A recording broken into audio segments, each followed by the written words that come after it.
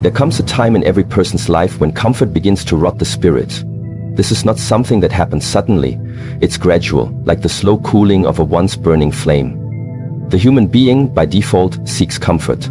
It is wired to avoid pain, to preserve energy, to remain in familiar environments.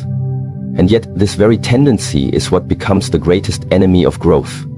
When we do not voluntarily step into discomfort, discomfort finds a way to step into our lives. And when it does, it comes dressed in the robes of an emergency. What is an emergency? In the external world, we define it as a moment that demands immediate attention, something urgent, something serious. But in the spiritual world, in the internal landscape of your mind and soul, an emergency is a sacred alarm clock. It is life's way of telling you that something essential is being neglected, something deep within you has been forgotten, and if you continue to sleep through it, the cost will not only be felt by you, but by everyone your life touches. From the 16th to the 21st of July, many people will sense tension rising. They may not be able to explain it, but internally there will be a stirring. Some will call it anxiety, others will call it stress, but the wise will call it what it truly is, a signal, a call to return to the truth. These emotions are not enemies. They are mirrors. They are reflections of the very parts of yourself that you have allowed to weaken, to fade, to wither away in silence. Life is not trying to harm you. Life is trying to awaken you. You must understand that emergency is not the opposite of peace. It is often the doorway to peace, but only for those who are willing to walk through it with awareness. Many people respond to emergency by panicking, by pointing fingers, by running away, by distracting themselves. But those who are trained mentally, emotionally, spiritually, they recognize the gift hidden within the chaos. They ask the question that most avoid. What is this showing me about myself? If during these days you feel pressure, it is not without purpose. Perhaps you have postponed decisions you knew had to be made. Perhaps you've been living on autopilot, avoiding reflection, feeding habits that dull your consciousness. Perhaps you've said yes to too many things that feel like no. Whatever the case may be, this is not the time for blame. This is the time for seeing. Imagine standing before a mirror after many years. You may not like what you see. You may wish it was different. But the mirror does not lie. It simply shows. The emergency you feel between 16 and 21 July is that mirror. It reflects your inner reality, your routines, your thoughts, your attitude, your beliefs, your level of discipline. It shows you clearly the gap between who you are and who you are capable of becoming. You must not fear this moment. You must welcome it. You must look into the mirror of discomfort and say, show me what I've avoided. Because avoidance is the soil in which suffering grows. When you avoid the small corrections, life eventually forces big ones. The body that's neglected will one day collapse. The mind that's overstimulated will one day shut down. The relationships taken for granted will one day walk away. These moments will feel like emergencies. But in truth, they were whispers long before they became shouts. The signals were always there. You just refused to see them.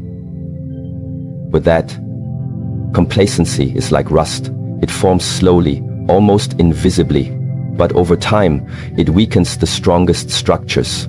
It does not ask for permission. It thrives in silence. It grows in places you stop paying attention to. That is why you must remain vigilant. You must inspect your habits, your intentions, your inner life, not occasionally, but daily.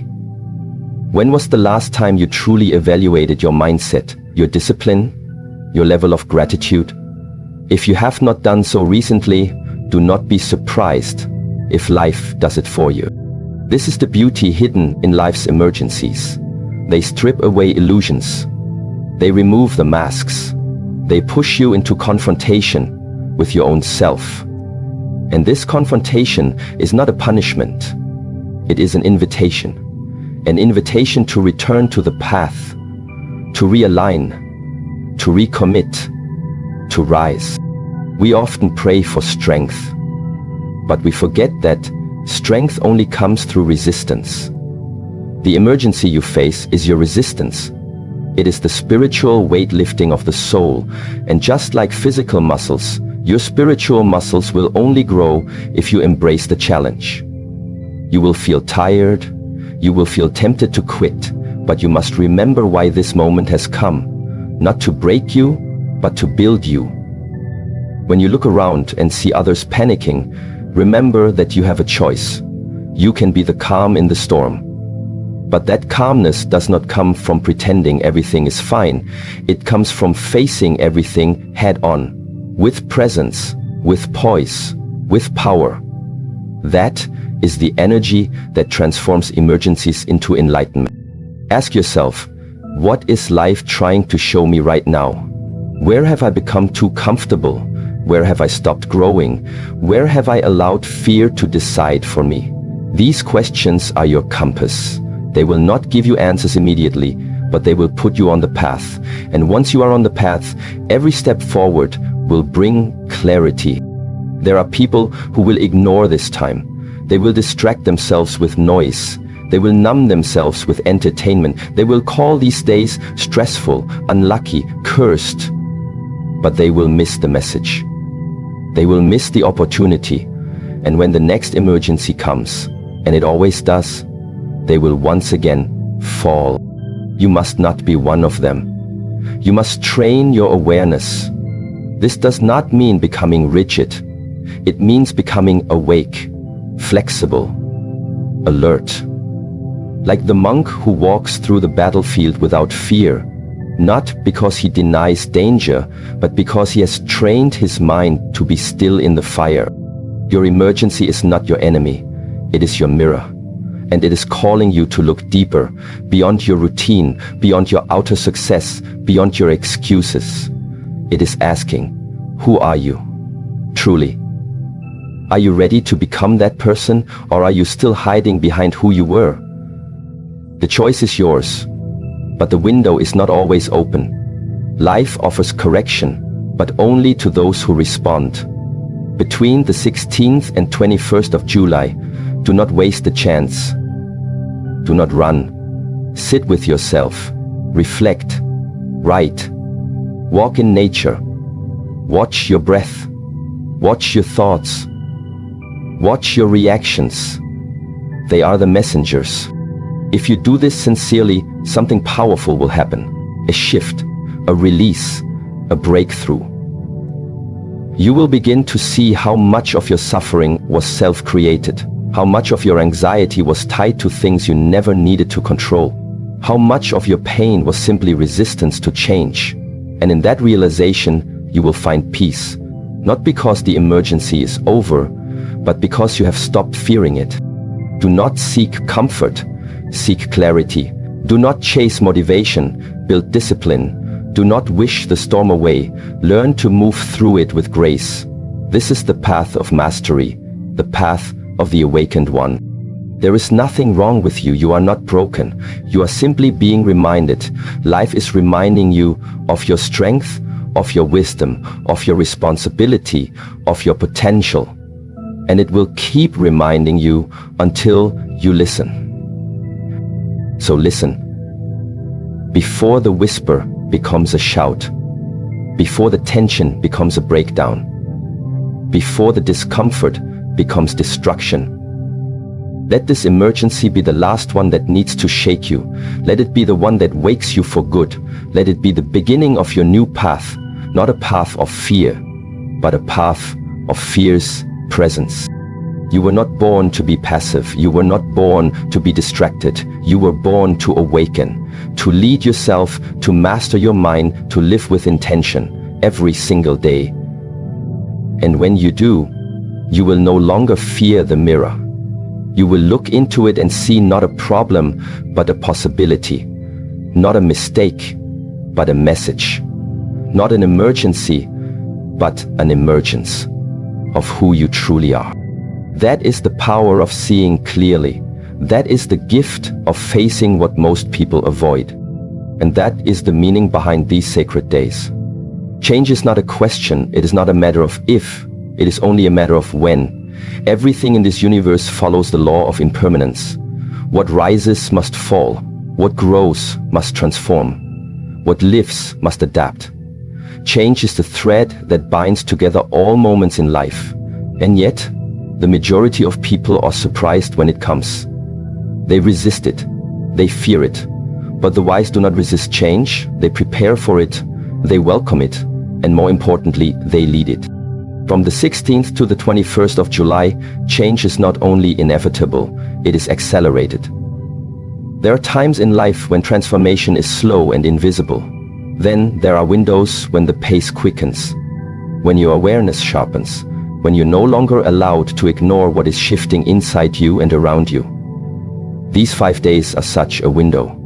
And in this window, you must make a conscious choice. Will you be the one who shapes the change, or the one who is shaped by it? To lead change is not to control it. You cannot control the wind, but you can adjust your sails. You cannot stop the river, but you can learn to swim.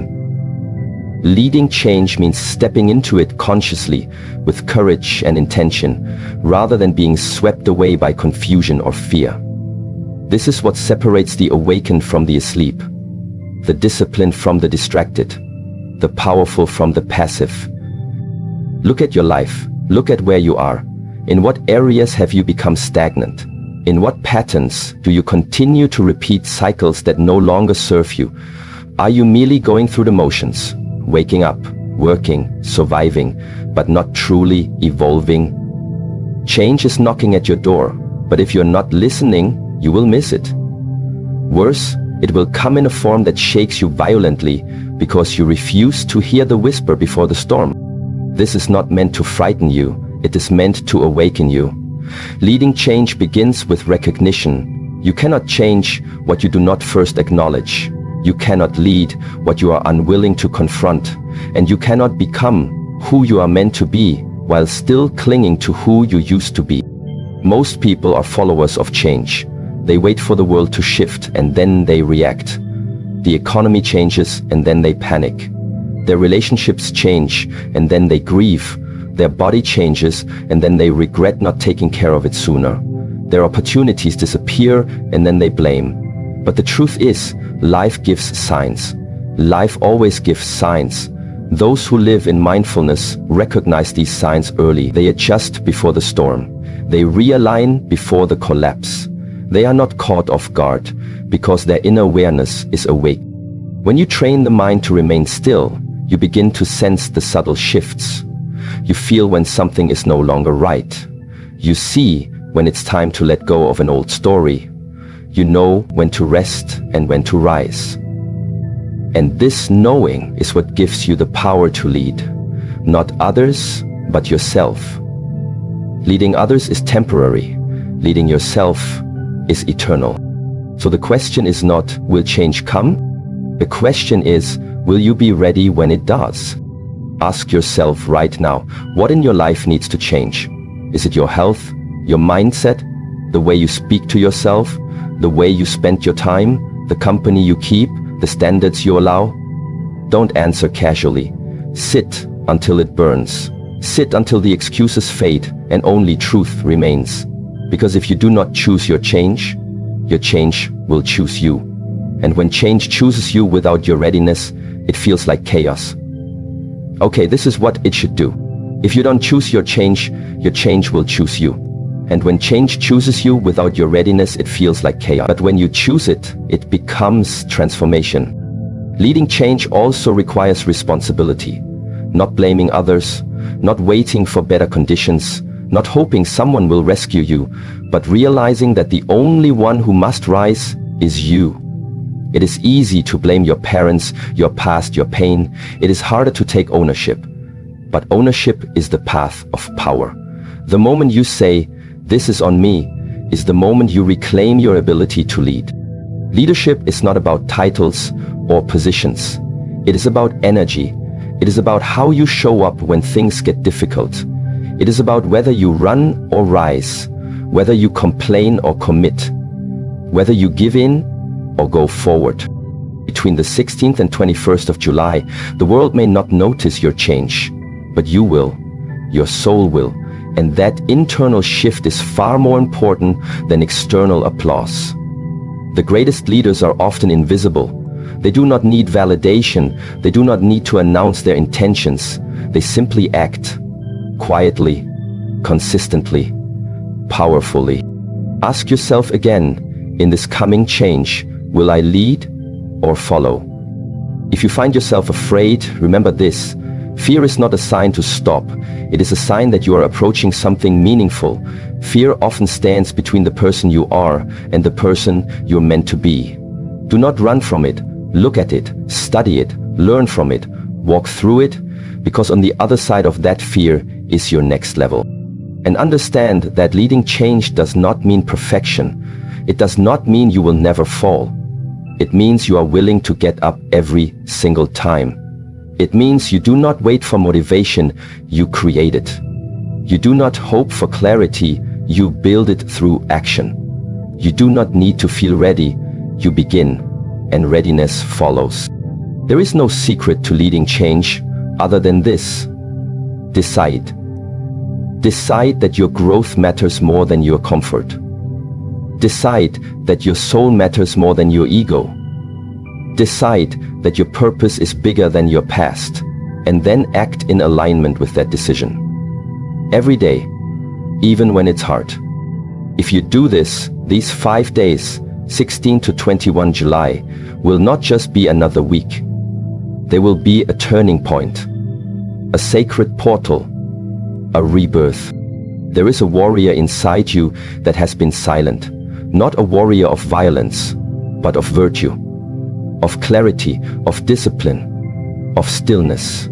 It is time to awaken that warrior. Not later, not someday, now. Every morning, begin with presence. Before the world touches you, touch your own breath. Before distractions arrive, meet your own awareness. This is how you train, not by doing more, but by being more alert, more conscious, more devoted to your path. As change comes, others will look to you, not for answers, but for example. Be that example. Lead without needing followers. Move without needing permission. Praise without needing permission. And as the days unfold, watch the signs. The universe speaks to the quiet mind. You will see synchronicities. You will feel deeper intuition. You will know when to step forward and when to stand still. And that knowing, that deep inner compass, is the mark of someone who no longer follows the noise, but leads from truth. When you lead change, you are no longer a victim of your circumstances. You become a creator, a conscious architect of your reality. You stop asking, why is this happening to me? And begin asking, what is this teaching me? That is how masters are born, not in easy times, but in sacred windows like this. Do not waste it. Do not ignore the call. From the 16th to the 21st of July, lead yourself with discipline, with grace, with stillness, with power. Let the world see what it means to walk with awareness. Let your actions speak louder than your fears. Let your habits be your voice. Let your energy be your message. And let this change not be something that happens to you, but something that is born through you. Many people walk through life unaware that the greatest war they will ever fight is not against other people. It is not a battle of nations, of opinions, of competition or resources. The fiercest conflict is not found in the news, in politics, or even in daily challenges. The most relentless opponent you will ever face stares at you in the mirror each morning. It is your own self, not the part that is light, awakened, and wise, but the part that resists, that doubts, that fears, that hides. From the 16th to the 21st of July, the energy of conflict will rise, but if you are observant, you will recognize that the chaos is not coming from the outside, it is surfacing from within. Life is pulling back the veil, the emotional tension, the mental unrest, the sudden confusion. These are not coincidences, they are signals. These are the sounds of an internal war that has been quietly waging, and now you are being called to face it directly.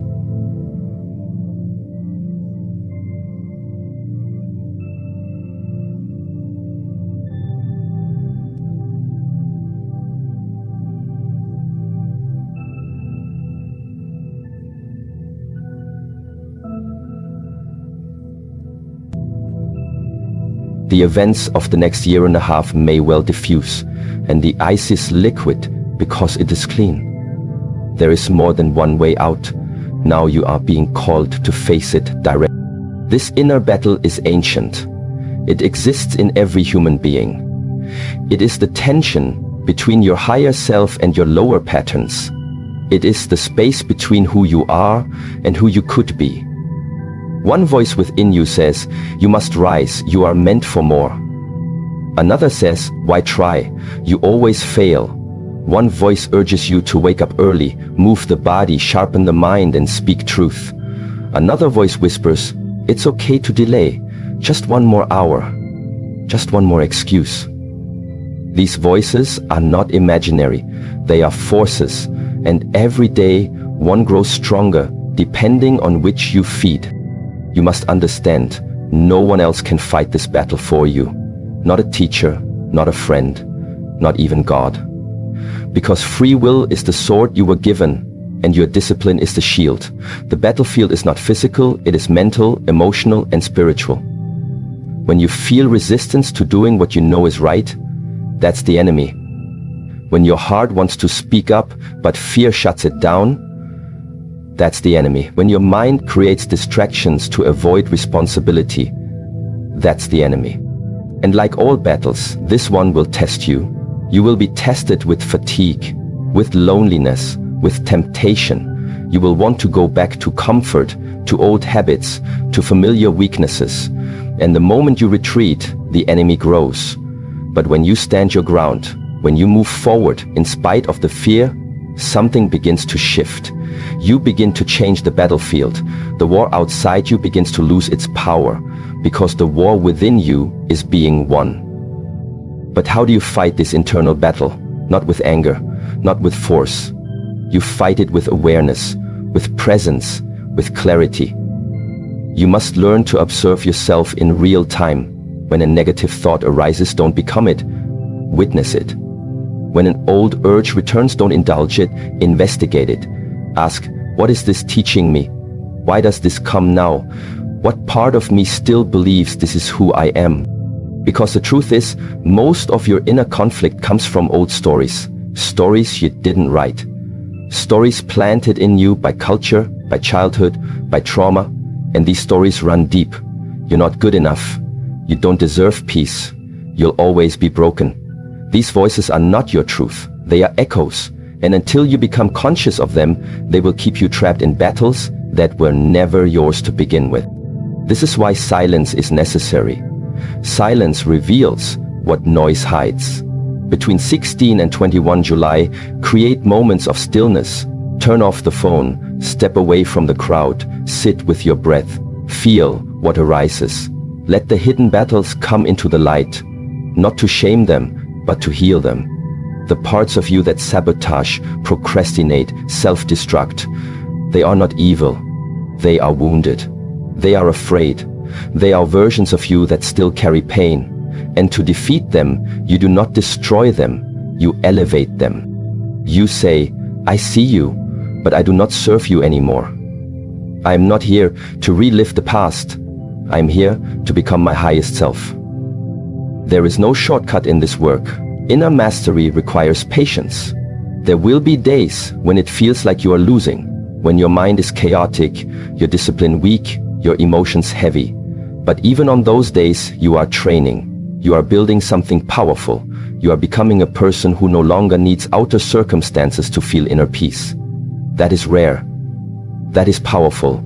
Do not expect the world to support your inner journey. Often it will challenge it. Your decision to grow will make others uncomfortable. Your silence will reveal their noise. Your clarity will expose their confusion. This is not your burden to carry. Lead your own life. Fight your own battle. And in doing so, you will inspire others to do the same. Between the 16th and 21st of July, observe your reactions. They are the front lines. When someone offends you, do you explode or reflect? When things go wrong, do you blame or take ownership? Every reaction is an opportunity. You either reinforce your old programming or you rewire it with new awareness. And this rewiring, though slow, is sacred. It is the quiet revolution of the soul. You may ask, but what if I fall? What if I lose control again? What if I return to my old ways? And the answer is simple. Then you rise again. The warrior is not the one who never falls. The warrior is the one who never stays down. You do not lose the battle by falling. You lose by refusing to rise. Every mistake is a lesson. Every relapse is a reminder. Every setback is an invitation. Not to punish yourself, but to recommit.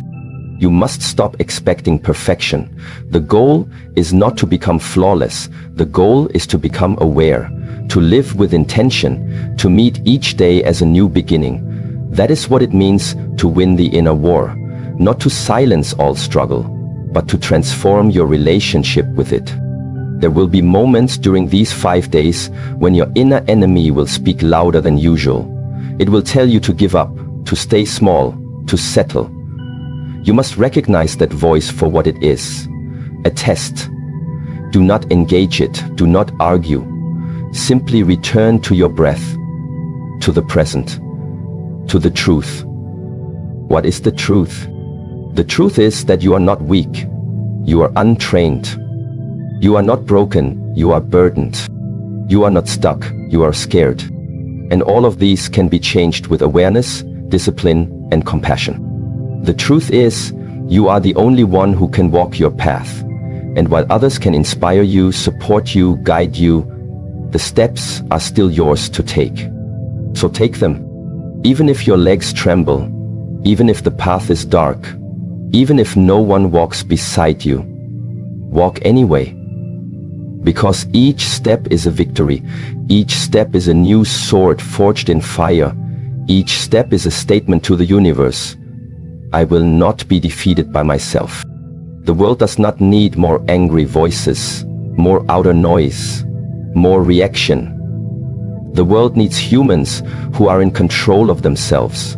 Humans who think before they speak, who breathe before they act, who know when to be still and when to strike, who live from truth, not trauma. Be that human. Let this internal war teach you peace. Let it refine you. Let it sharpen you. And when you look back on this period, you will not say, it broke me. You will say, it built me. You will not say, I lost everything. You will say, I finally found myself. This is not philosophy. This is discipline. It is daily work. Breathe consciously. Move intentionally. Speak truthfully. Love deeply.